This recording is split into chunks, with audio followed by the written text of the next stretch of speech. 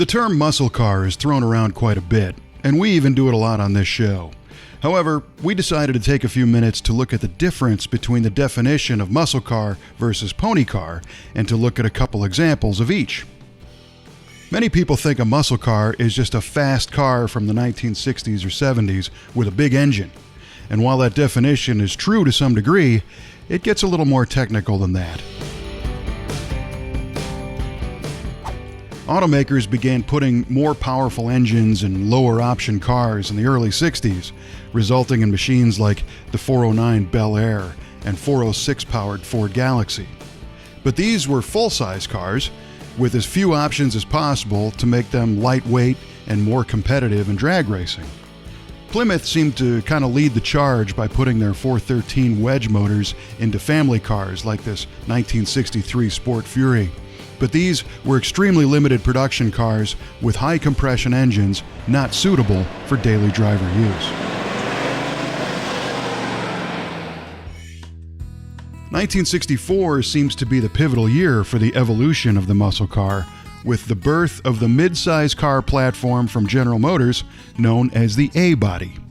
And these cars were available in two doors up to station wagons, and they had a body-on-frame construction.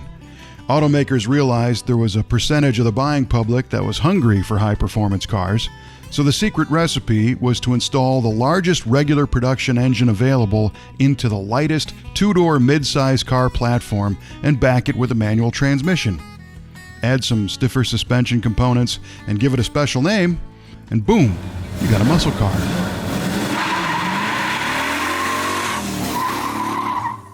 Something that demonstrated high performance but wasn't too radical to be driven every day. Pontiac is usually given the credit for starting the craze with the 1964 GTO with a 389 and a 4-speed transmission, followed by the Olds 442 and Chevelle Malibu SS 396 and 65. Ford Galaxy remained a full-size car, but the mid-size Fairlane was made available with engines up to 427 cubic inches to compete in this new market segment. And of course, Dodge and Plymouth had their offerings as well, with the Dodge Charger and Plymouth Coronet, both available with 426 Hemi V8s.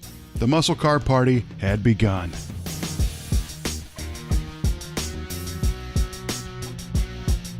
But something else happened in '64, and that was the introduction of the Ford Mustang, a car so popular it created its own category named after it, known as the pony car. The Mustang was smaller and lighter, and more importantly, only available in a two-door platform. And I think this is a signature trait of a pony car. Everyone knows how popular they became, and other automakers rushed their versions to market, including the Chevrolet Camaro, Pontiac Firebird, and Mercury Cougar. Plymouth had launched their Barracuda at the same time, hoping to cash in on this new market segment targeted towards younger buyers. And of course, younger buyers wanted high-performance versions as well, so all these cars were made available with potent V8 engines. Although their smaller size did not necessarily allow for the biggest engines to be installed. But that changed by 1968, with the Mustang and Cougar having been redesigned to accommodate the larger 428 engines, and by 1970, the Dodge Challenger and Plymouth Cuda were revised to handle engines as big as the 426 Hemi. And the Camaro and Firebird had an advantage that they could handle the Chevy Big Block and large Pontiac V8s from day one. So a 428 Super Cobra Jet Mustang sure sounds like a muscle car, but technically it's still a pony car. One big difference being the Mustang was never available as a family sedan. Do pony cars qualify as muscle? Well, it seems that way to me. But muscle cars do not really qualify as pony cars.